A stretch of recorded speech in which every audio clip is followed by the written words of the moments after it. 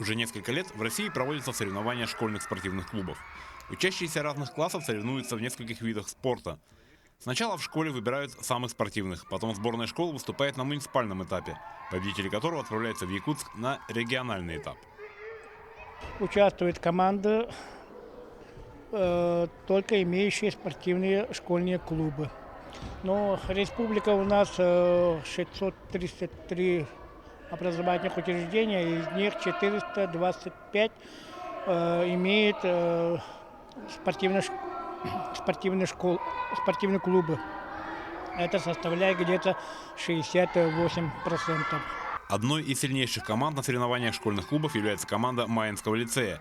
И в этом году руководители и школьники очень надеются на победу.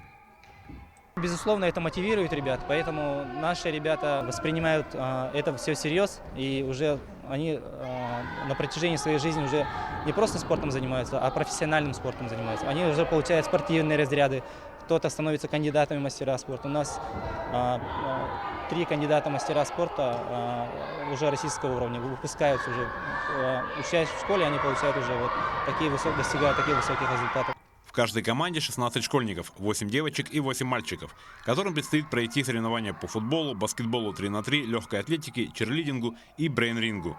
И несмотря на свой юный возраст, дети к соревнованиям относятся очень ответственно. В баскетболе метание мяча, бег на 600 метров, шахматы, и брейн-ринг, и черлидинг. Спортом я планирую заниматься вообще до старости.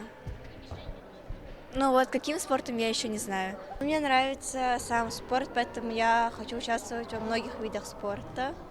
Волнуюсь, страшно. Но я хочу полететь в Анапу.